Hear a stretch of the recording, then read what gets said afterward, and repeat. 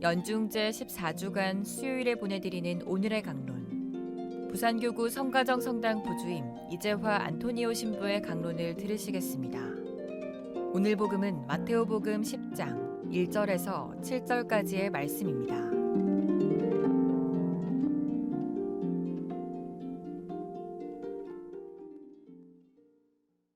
그때 예수님께서 12제자를 가까이 부르시고 그들에게 더러운 영들에 대한 권한을 주시어 그것들을 쫓아내고 병자와 허약한 이들을 모두 고쳐주게 하셨다.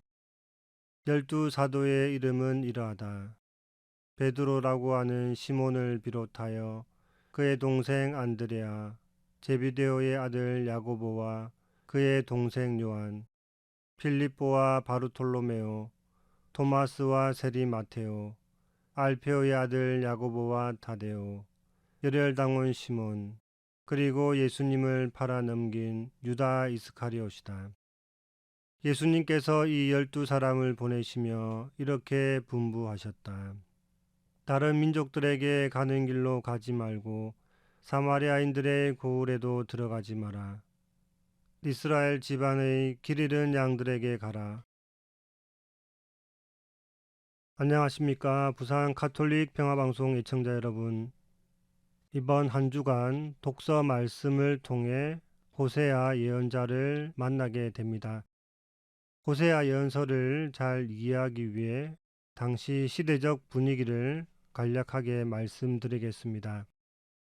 호세아가 이스라엘의 패망을 예언하기 시작한 시기, 그 어느 때보다 안정적인 시기였습니다.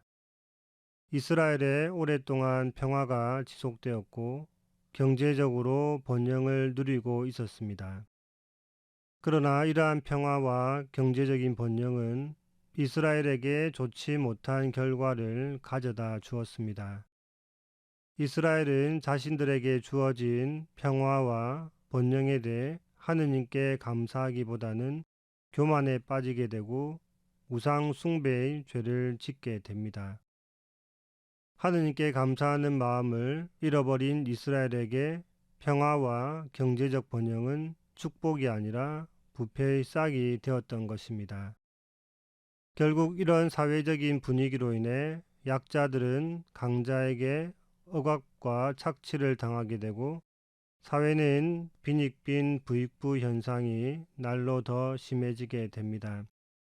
이런 분위기로 인해 사회는 부패해지고 인간성은 상실되어 이스라엘은 점점 황폐화되어 가고 있었습니다.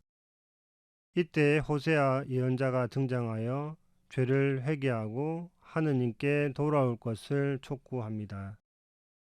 오늘 첫째 독서에서 호세아 예언자는 이렇게 선포합니다. 이스라엘은 가지가 무성한 포도나무, 열매를 잘 맺는다. 그러나 열매가 맺을수록 제단들도 많이 만들고 땅이 좋아질수록 기념 기둥들도 좋게 만들었다. 그들의 마음이 거짓으로 가득하니 이제 죗값을 치러야 한다. 호세아 예언자는 이스라엘이 경제적으로 풍성하게 되자 하느님께 감사하는 것이 아니라 제단과 기념 기둥들을 만들어 우상 숭배를 시작하고 거짓 맹세와 거짓된 삶을 살아가는 것을 지적합니다. 그래서 주님께서는 호세아 예언자를 통해 제단을 허물어 버리겠다는 경고를 하십니다. 그리고 다시 하느님과의 관계를 회복하라고 주님을 찾을 때다라고 선포합니다. 보통 사람이 물질적으로 풍요하게 되면 눈에 보이는 것에 관심을 더 많이 가지게 됩니다. 그렇게 되면 하느님께 감사하는 마음은 점점 줄어들게 되고 외적인 것에, 보이는 것에 더 많은 관심을 가지게 됩니다. 그렇게 유혹에 빠지게 되면 나 자신의 주인이 하느님이 아니라 하느님 없이도 혼자 살아갈 수 있다는 생각을 하게 됩니다. 결국 그러한 마음은 하느님을 경외하지 않게 되고 하느님을 믿어도 거짓된 믿음으로 신앙생활을 하게 됩니다. 오늘 복음에서 예수님께서는 제자들을 이스라엘의 집안의 길 잃은 양들에게 보내십니다. 지금 이 시대 이스라엘의 집안의 길 잃은 양은 누구일까?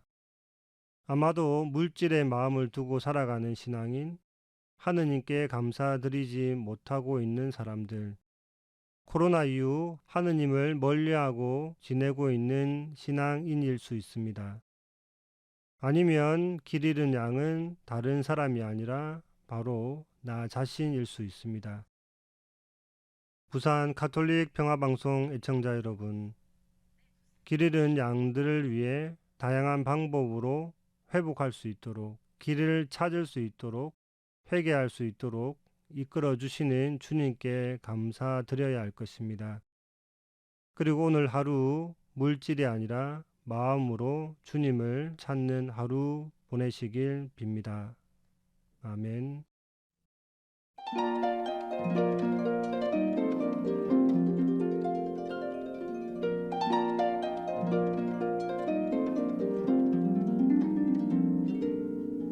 지금까지 부산교구 성가정 성당 부주임 이재화 안토니오 신부의 강론을 들으셨습니다. 내일도 이재화 신부의 강론이 이어집니다.